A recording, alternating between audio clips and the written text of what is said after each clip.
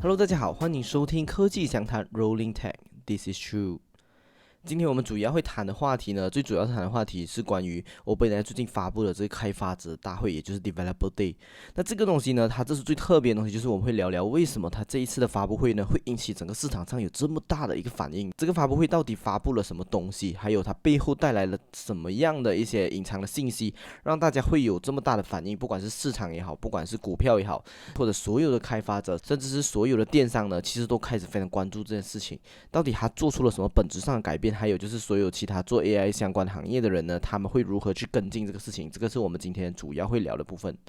那在开始之前呢，我想先跟大家聊一聊，就是我最近在生活上的一些学到的一些蛮有意思的东西。那这个东西是这样子的，就是我其实最近是有到学校去做很多的演讲，当然分享的东西一定是我的一些经历啊，或者是可能这个业界目前为止最新的一些趋势。那你知道去学校分享最大的一个挑战就是，我可能跟学生会有代沟，或者是我可能讲的话题不是他们有兴趣的，他们现在关注的并不是可能我们现在业界的人在关注的事情。所以我就一直很想要在跟学生的分享上面哦，至少是能够做到学生会觉得它是一个精彩，或者是觉得这个东西不无聊，我觉得它是一个最基本的一个底线。但是呢，我就在这个过程中一直遇到一个挑战，就是当进入 Q&A 的环节的时候，也就是我们讲的问答环节的时候，你就发现到其实学生没有什么想要提问。这个东西我其实就跟我对欧美的了解，或者是我以前在台湾的时候是有很大的不同的。以前我们是会丢很多问题去询问的，就是因为我们会对于这样子的一个机会会觉得很难得，所以就会有一些学生他们会特别积极的丢出很多问题去询问。但是呢，我不知道是亚洲的关系，或者是马来西亚的教育的关系呢，就是在这里本地读书的一些大学生呢，他们是特别不敢说话的。当然，后来我也发现到一个很大的重点，就是因为我今天在演讲的这群学生呢，他们是 designer 系，也就是他们是所谓的设计系。那设计系的学生呢，一般上就是自己有很多的想法，但是他们喜欢可能泡在电脑前面，或者泡在他们的图画前面，去真正专注，然后做好一个很极致的一些创作这样子。所以其实他们大部分人可能都是一些比较内向的人啊，所以对他们讲要这样子做分享是很挑战的。所以这个也是我看到一个东西，所以我就在开始想，这样我有没有可能换一种方式呢？让他们能够更加舒服的跟我们表达。所以最后我就突然间灵机一动，让我想到了一个这样子的一个方式。这个其实也是 ChatGPT 给我一个很好的想法啦。所以你知道，我就是在演讲之前，我就打开 ChatGPT，我就问 ChatGPT，所以他就给了我这样子的一个意见。所以我最后采纳的方式就是呢，我直接开了一个互动的一个环节。那这个互动的这一个东西呢，我就直接在荧幕上 share 了一个 QR code，然后这个 QR code 就是只要你 scan 进去之后呢，你就能够直接把你的问题呢发送过来。那你发送过来的问题会及时的出现在我们所有人的那个荧幕前面，也就是那个 presentation 的 screen 前面。然后结果我就发现到这个东西的效果意外的好，因为当我开始回答了前面两三个问题之后呢，诶，他们发现到，诶，这是匿名的方式哦，就是我把问题丢上来是没有人看到的哦。然后同时间，这个主持人他会回答我要的一些问题，所以这个时候他们就开始会很踊跃的把他们的问题持续的发到这个地方来，因为我还是有 QR code 在旁边嘛，他们就一直发问题来，我们就一直回答。所以这个过程中，就最后我自己觉得做到了一个真正在沟通的一个环节，就是不再只是我在讲，他们在听，而是他们真正能够把他们心中的问题丢出来问我，然后我能够真正的去回答他们，然后希望这个过程能够带给他们一些启发。当然，最重要的东西也是希望在这一个东西之后呢，以后当他们想到要去实习或者想要工作的时候，会记得有我们这样子的一间公司曾经提供过他们一个这样子的价值，然后我至少可以完成了一个专业的一个演讲，让大家记得我们的品牌。那接下来我们进入今天的主题。今天的主题呢，主要是在聊 OpenAI 最近也开了这样子的一个开发者大会。这个开发者大会呢，其实是很多的科技厂商，尤其是像是苹果，它每一年都会开的。那苹果的 WWDC 呢，是大家最认知的嘛，就是基本上在这个开发者大会呢，它就会提到很多的技术上面的创新，或者是它如何帮助开发者变得更好。那 OpenAI 现在也开启了这样子的开发者大会，当然这次已经是第二次了，而且它不是每一年都开，所以可以感觉到它这次是真的有什么东西想要宣布，它才开了这样子的一个开发者大会。那这个开发者大会呢，它实际上发布什么样的东西呢？主要是第一个最大的重点就是它发布了一个叫做 Apps in ChatGPT。简单来讲，就是所有的 APP 呢，或者是所有的软体呢，之后呢，都能够在 ChatGPT 上面实时的出现。你可以通过，比如说我就打 Canva，然后它就会直接调出 Canva 的这一个 App 的界面，或者是 Canva 的一些功能，直接在 ChatGPT 里面完成。所以这个东西呢，就是今天我们会讨论最大的重点，就是它到底改变了什么，还有为什么这个方式呢，对于消费者来讲是更好的一个方式。再来第二个伴随而来呢，其实这个东西不是在开发者大会上面宣布的，它是在开发者大会之前就已经宣布了，就是他们接下来会开始做一个叫做 Instant Checkout 的这个功能。概念上就是呢，用户比如说，因为一般上像我买东西，我可能都会先问 ChatGPT，我在上面我想要买什么样的东西，它推荐我什么样的品牌。那当它最后推荐完了之后呢，我会直接在里面完成交易，它会直接跳出那个电商的网站，直接在里面有那个选购的button，我直接按了选购之后，直接带我去 Payment Gateway，直接让我付款成功。所以一整套流程呢，全部都是在 ChatGPT 里面完成，你完全不需要离开 App，你就可以完成整个购买的流程。所以这一个跟前面的那个 App in ChatGPT 呢，这两个东西结合起来呢，就直接改变了很多东西。这个是我们等一下会重点聊到的。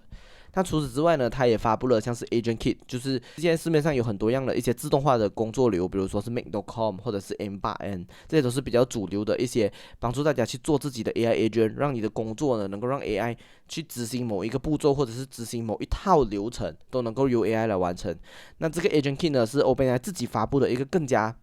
目前为止大家评价为更加简略版的一个 Agent Kit。大家简略版的一个 AI agent 的一个 builder， 简单来讲就是我如果想要 build AI agent 的话呢，我现在可以用 ChatGPT 自己原生的，那它的功能其实没有那么复杂，但相对来说就是比较适合新手去使用，因为它里面集成了很多功能呢，都是非常简单、非常直觉的，你只是要拖拉，把某个东西连在一起，比如说 AI 做了第一层的 agent 要做这件事情，然后第二步的 AI agent 做这个事情，然后最后他们怎么样结合起来，你能够很快速的建立一个 AI 的工作流。再来，其他都是面向开发者的，比如说 Codex， 让他们能够更好的写编程，还有就是 Sora API 的开放，就是接下来第三方软体也能够使用 Sora 2的这一个 API 了。这个呢就会帮助一些其他第三方软体，比如像我们之前在用的是 FreePic。那 FreePic 呢，现在这个软件呢，之前是卖 Stock Photo 或者 Stock Video 的，现在它也完全转型成了一个 AI 生图或者是生 video 的一个工具，它里面就集成了各个厂家的不同的一些生成选项。所以呢，比如说我可以用 Google 的 VO3， 但同时间我现在也可以用 Sora 2， 因为它开放了，所以它就会当这个东西开放之后呢，就不只是在 Sora 的 App 才能够去生成 Sora 的视频，那这个东西就会很大幅度的能够让第三方软体去使用，去被更加的普及，大家去测试到底 Sora 它能够带来的那个极限到哪里，或者是它适合做的视频是什么样子的。那我们接下来回到重点一，也就是 Apps in ChatGPT。那简单来说，就是 ChatGPT 它开放了这个叫做 Apps SDK 的这个功能。概念上呢，就是它让这些开发者呢，可以直接在 ChatGPT 里面构建他们自己的应用。所以呢，所有的用户是不需要离开 ChatGPT 去打开，或者是才能够使用到这些第三方的 App 的。比如说，像我们刚才提到的 Canva， 我不再需要离开 Canva， 我不再需要，比如说跳出 ChatGPT， 我打开 Canva 的 Apps， 然后我去做我的东西，然后我再回来问 ChatGPT， 或者是之前是用 MCP 的模式嘛，就是我串接了跟 Canva 的一个 MCP 之后呢，我能够让可能他帮我调出一些 Canva 上面的资料，或者是能够帮我做一些简单的东西。其实像之前这个 Claude 推崇的这个 MCP 的方式是很好的，就是因为它其实串接了之后呢，接下来你能够做的东西呢，就是你能够让，比如说我可以直接在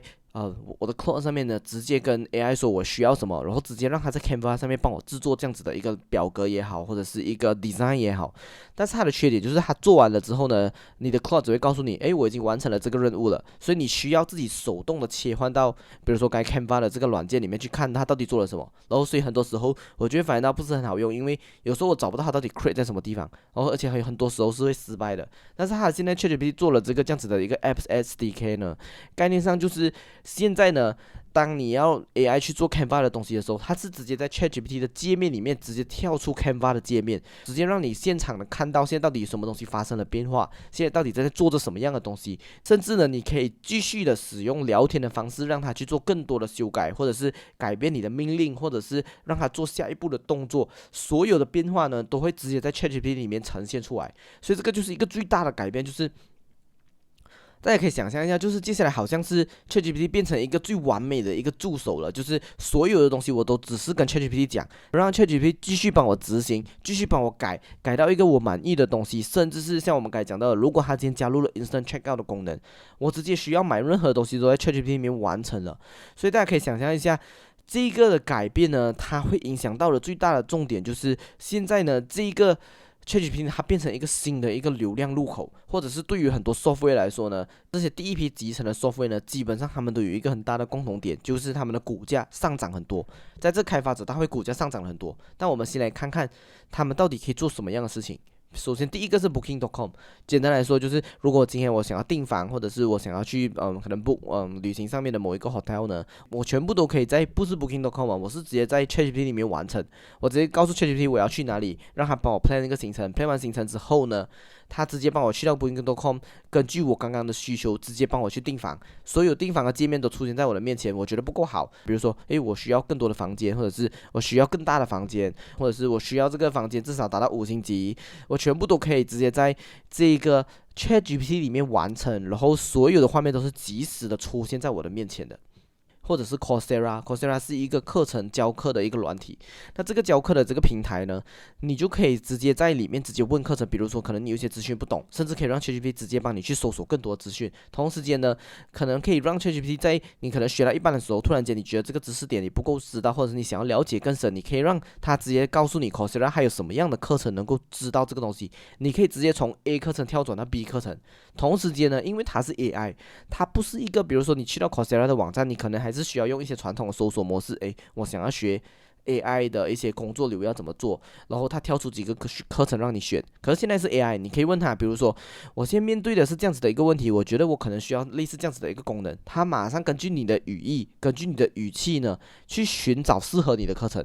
然后全部的资讯就像刚才讲了，最重要最大的重点是你甚至不需要去到 Coursera 的网站，因为一切的界面都是直接摆在 ChatGPT 前面，直接显示出来。所以这些都是在 Apps in ChatGPT 可以做到的东西。那它最主要的影响是什么？最主要的影响就是像刚才前面讲到的，现在开始这是一个全新的流量入口。比如说我今天想要订房，但是呢，我现在订房了，在 ChatGPT 里面的选择，它就只跳出了可能 Booking.com， 没有第二家，没有什么 Agoda， 没有这些其他的选择。这个时候呢， Booking.com 绝对会成为一个新的流量入口。我会直接选择注册一个 Booking.com 的一个 account， 因为我知道它能够让我更加方便的完成这个事情。而且，所以它会让一些本来没有在用这个软体的人，现在开始因为这个原因可能会去选择使用这个软体，或者是本来像我自己本来就用这 Canva， 现在我会更加的无法脱离 Canva， 因为我会知道现在我在 ChatGPT 里面也可以直接让它去执行 Canva 上面一些指令，所以它就会让我不想要跳到可能它的竞争对手上面去，因为竞争对手完全没有整合进来 ChatGPT， 所以这个就是一个很强的一个切入点，也是让 ChatGPT 直接掌握了一个新的流量密码，甚至是一个新的一个商业渠道。当所有的 Apps 呢都需要经过我这里才能够触及用户，这个对我来说就是最好收过路费，或者是能够占据一个渠道分发的一个地位。那像是另外一个叫做 Instant Checkout 的这个功能呢，就是像我们刚才提到的嘛，我因为直接在 ChatGPT 里让它帮我去筛选产品，最后呢，我甚至直接完成了整个购买的流程，都在 ChatGPT 里面完成，完全不需要跳到，比如说像我们讲的 Shopee 啊、Lazada 啊、淘宝啊，像完全不需要跳到这些第三方的软件，直接在 ChatGPT 里面完成。那这个东西会改变了一个更加可怕的，就是因为其实现代人会越来越依赖 AI 做出的一些决策，尤其是你可以想象一下，现在 ChatGPT 是能够 access 你的一些 memory， 它知道你的偏好，它知道你喜欢什么样的东西。当它越来越了解你之后呢，它推荐给你的产品肯定是最适合你的。那这个时候呢，又直接的改变了购买的渠道，就是我再也不需要去到 Lazada、Shopee， 我直接在 ChatGPT 里面完成了购买。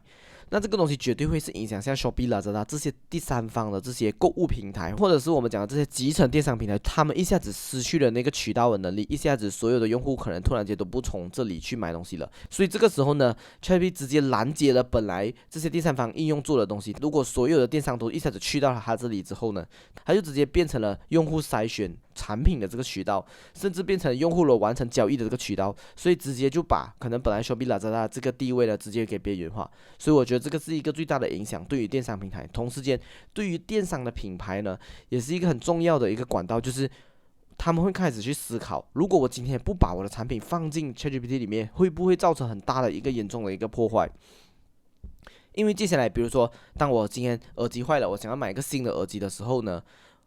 ，ChatGPT 跳出来的选项都没有我的产品，因为我的产品还没有入驻 ChatGPT。那这样子，我是不是就把这一个流量或者是这个购买的这个生意呢，直接让给了我的竞争对手？这些都是电商品牌会开始想的东西。所以从刚才以上这两个例子呢，我们就可以直接看到一个很明显的一个变化，就是现在 ChatGPT 其实在抢夺的是一个渠道的一个流量的一个入口。当它掌握了这个渠道的这个地位之后呢，它实际上就像是苹果的 App Store 一样，它会直接形成某种程度上面的垄断。所有的 App 发布在我这里的 App Store 里面都需要收取一个过路费，所有的人都需要给我一个流量的一个费用。我不管是通过广告模式去算流量也好，我甚至能够通过我这样子的一个垄断，让我甚至能够在我自己甚至能够从中去延伸更多的一些价值。这些东西都是重新定义了，就是互联网上面的使用行为。而且这个新的一个流量呢，是会有一个新的流量红利的，也就是说，这些早期投入的开发者呢，他们可能会获得很巨大的回报，甚至大家之前就有很多人分享，就是其实，在 App Store 一开始，在 iPhone 上面的这些 App Store 的这些开发者呢，他们可能开发的游戏的竞争对手很少，所以其实那个时候呢，在这些抢先投入的这些开发者呢，他们可能获得的回报是很大的。但是如果你是后来的人，比如说整个市场已经非常成熟，所有的 Apps、所有的开发者、所有的品牌都已经入驻了之后呢，你才进去的话呢，其实你是非常难脱颖而出的，而且你在上面可以分到你的一些利润空间，或者是这个红利是非常非常的少的。那我们来看看，就是像之前有没有什么样的一些例子呢？是做到一个很好的一个渠道的分法，或者是有占据一个很好的一个流量入口的。如果我们从互联网的产品来看呢，其实你可以看到这些占据这些流量入口的位置的这些企业呢，都是我们到目前为止一直都无法逃离，一直都会很想要继续使用的一些软体。有什么样的东西呢？比如说第一个东西就是 YouTube。或者是我们讲的视频的，或者是短视频的一些平台，抖音、TikTok， 这个肯定是一个最强的一个管道，因为大家都持续想要在这里获得娱乐也好，同时间想要学习也好，甚至是因为它的演算法的关系呢，它会让它的用户在上面使用的时长是非常长的。就是像这样子的一个流量入口呢，通常必须符合两个条件。第一个条件呢，是你必须是用户必须经过你的，就是用户很想要使用你，时常会使用你。那第二个条件呢是，如果你的 App 上面的使用时长是越长的，所以在上面就有无限的广告机会，或者是就会有比别人更多的广告机会。比如说像一个没有这么好的例子，比如说 Touch and Go。像这样子的一个付款的一个界面呢，其实是大家一定会需要经过去使用的，所以其实它也是掌握着某一种流量的入口。但是呢，因为大家每一次使用 Touch and Go 的那个时间其实是很短的，所以实际上在上面的这一个商业模式或者是广告能够出现的次数呢，它就一定没有 TikTok 来的那么多，它的广告的版面就是比别人少，它没有办法出现。比如说，可能别人10倍的这个广告量，那当然他赚取的这个广告收入就会没有那么多。那除了像我们刚才提到例子之外，还有什么呢？那比如说 Google， 这个也是一个非常强的，因为所有人的搜索都是从 Google 开始的，所以就导致了所有的网站、所有的品牌都是从 Google 这里去做入口的，它就变成一个流量的入口，所以它就能够赚取这样子的广告模式。再来呢，像是 WhatsApp。沟通上面也是一个很大的一个流量入口，所以这个比如说 WeChat， 它也是因为有了这个聊天的工具，才能够让它延伸一整个商业帝国出来。还有一些其他的一些软体，比如说购买电商的，像我们刚才讲到的 Shopee、Lazada 就是一个，还有就是我们提到的 social media， 比如说小红书啊、Facebook 啊、Instagram、Twitter。这些都是会占据用户的一些时间，甚至是绑定某一种用户的行为，让用户必须经过这里才能够完成某样事情。它其实就具备了能够成为流量入口垄断地位的一个可能性。但是呢，当然你要成为垄断呢，就代表你会有很多的竞争对手，你必须能够战胜竞争对手，你才能够成为垄断。所以这一个也是非常非常难的。但是当你一旦踏上去了之后呢，你的那个回报是无上限的。而且你的对手是再也追不上你，或者是很难才有机会追上你，或者是他们只能够从新的赛道去切入，因为旧的赛道早就已经被你完全的占据了那个位置了。那 OpenAI 跟 ChatGPT 的这个商业模式，还有他们的野心是什么呢？我们就可以从我们最近的一些 podcast 或者是他的一些分享当中呢，去看见他想要做的事情。首先呢，他把 ChatGPT 定义成为，就是他想要成为，就是所有人类或者是大部分人类会想到的首选的一个 AI 助理。他觉得每一个人类都需要有一个 AI 助理，就像是如果你可以请到一个个人的管家是最好的。现在每个人都可以请到一个 AI 的个人管家，那他希望这个会是他 ChatGPT。所以呢，当每个人都有了这样子的一个 AI 管家之后呢，这个 AI 管家是最了解你的，而且呢，他提供的帮助呢肯定是最有价值的，因为他最了解你，他知道你需要什么，他又拥有上网搜索的功力，所以呢，他能够帮你找到最适合你的一些产品，最适合你的一些 solution， 给你最适合的一些建议。帮助你变得更好。所以这个时候呢，它就有了这样子的一个掌握所有用户流量的一个入口。所有人问问题，我不管是要买东西，我不管是要选机票，我不管是要做任何的事情都好，我都是先问 ChatGPT， 让他去帮我执行，让他去给我意见，让他给我一些 brainstorm， 然后呢，最后呢，再根据我的这个决策呢，帮我去执行。所以这个时候突然间他就掌握了所有用户行为的一个入口。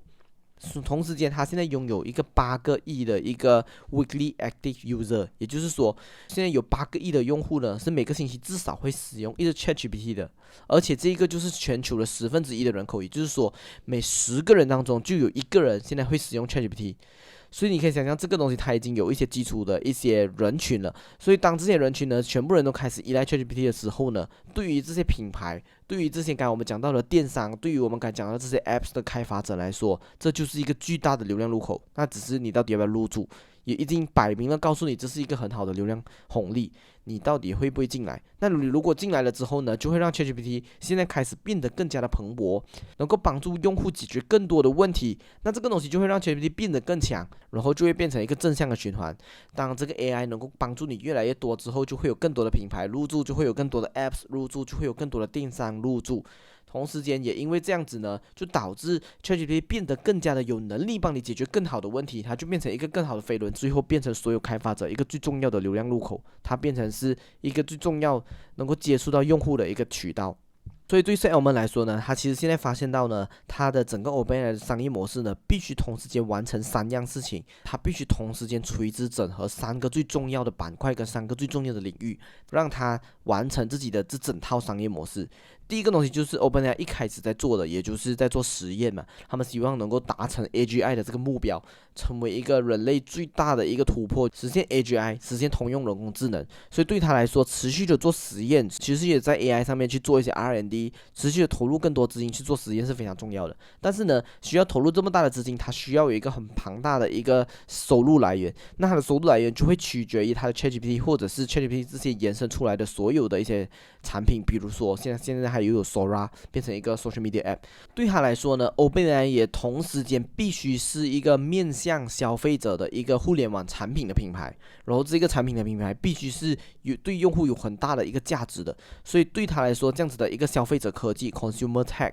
它是非常重要的。所以 ChatGPT、Sora 这些都是面向普通消费者就能够使用的产品，这个部分呢，持续能够提供用户更多的价值，这个对他来说是非常非常重要的。这个也是今天我们在讨论到的，他其实所有的布局都是为了让他的这个 ChatGPT 能够成为一个更好的 AI 助理，这就能够让他赚进很大量的收入。那赚进很大量的收入之后呢，他现在会面对一个问题，就是他必须要解决这么多用户的问题呢，它需要很大的一个算力，也就是说，所有的运算资源也非常重要，所以他就必须做的事情就是，他必须把很大量的收入必须也投入在 data center 或者是一些基础设施，让它能够提供这样子的算力，然后这些算力呢，最后就会辅助回帮助用户。给他们一些更好的答案，同时间也让他的这个实验室呢持续做更多的实验，最后去达到他想要达到的 AGI。所以对他来说，他必须同时间拥有这3个东西，他的整套商业模式才会成立。所以总结来说，就是他的目标是开发出 AGI， 然后呢，他必须在开发 AGI 之前，必须有一个很大的一个收入来源，所以他必须成为一个很好的一个互联网产品。再来呢，要完成这2件事情，你需要很大量的运算，所以所有的运算必须回到他自己的手上，他必须拥有这些运算的掌握能力，他必须拥有这些基础设施的使用权。那最后呢，我们来做一个总结。从表面上来看呢，它现在发布了这个 Apps in ChatGPT， 就是让 ChatGPT 里面能够出现 Apps 呢，表面上是让 App Developer 有了更多的机会，或者是让这个 ChatGPT 变成一个更好用的软体。但它其实背后呢，最重要的东西是，它其实是在抢占一个新的流量入口。也就是说，它直接把 AI 定义成了一个新的用户的使用行为，或者是一个新的商业生态的一个入口。那只有在这个路口上面占据领导地位呢，他就能够在后面有很多的样的话语权，甚至有很多样的一些收入来源。所以这个是 OpenAI 实际上在部署的东西。那从品牌的角度，或者从这些 App 开发者的角度呢，他们基本上呢是只能够跟上的，或者是我们讲的这些电商的这些品牌呢，基本上你是没有太多的选择的，就是当你选择不跟上的时候，那可能在未来就会白白的把这些流量红利呢让给你的竞争对手。所以这些电商的品牌或者这些 App 的开发者，比如说像刚才我们提到的这些 Canva 或者是 Canva 的竞争对手们呢，他们必须跟上。只要他们认为 ChatGPT 是一个真正能够影响用户的行为的一个地方，他们就必须抢先入驻这里，因为这是非常重要的一个战略。如果他今天失去了这一片新的流量红利呢，他可能会在未来付出很大的一个代价。但同时间呢，当你真正去入驻之后呢，其实你也是把自己的这个议价的权利或者是自己的主导权完全让给了 OpenAI。因为等到以后呢，当 ChatGPT 掌握更加重要的一个环节之后呢，接下来所有东西都必须听令于 OpenAI 的指令了，就是现在由 OpenAI 来决定，我今天是要给 A 的这一个卖衣服的品牌还是 B 的卖衣服的品牌，完全是由 OpenAI 决定的。你身为 A 品牌或者 B 品牌，你是完全没有议价能力的，你只能够用更多的钱才能够换取这样子的一个在 ChatGPT 里面的这个流量。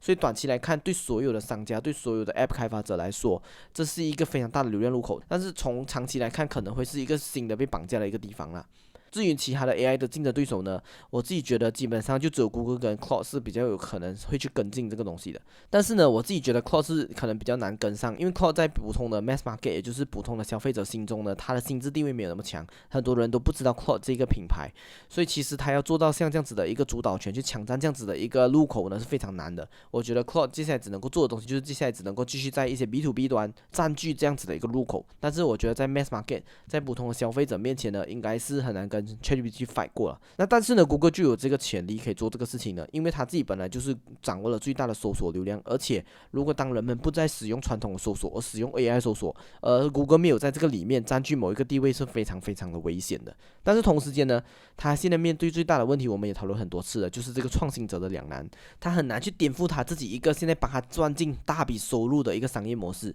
所以我自己的感觉是，他会持续处于一个被动的形态，就是像这些部分呢，他一定会跟上，他一定也会宣布一个很类似的功能，但是呢，还一定是处于一个被动的角度，就是只要你 OpenAI 没有做下一个步骤，我就不会做下一个步骤，因为他不可能去有太多的创新去颠覆他自己。这个是我目前为止感觉到谷歌还没有会做好这个事情的地方。所以总结来说，我们现在已经可以看到一个新的流量入口正在出现，然后呢，会有一些新的机会。同时间对所有人来说，不管你是做任何的产品、做任何的品牌、做任何的企业，甚至是你做 AI 的产品也好，现在对大家来说都是一个非常关键的一个转折点。到底这个 AI 助手的这个流量入口未来会掌握在谁的手里面呢？这个是我们可以接下来可以持续期待的。但是我依然对 OpenAI 的这个创新模式呢，还有他们的这个商业野心呢，是非常敬佩的。那我们就继续拭目以待，看一下接下来谁能够掌握更加多的主导权在 AI 的这个领域上面。那今天的分享就到这里，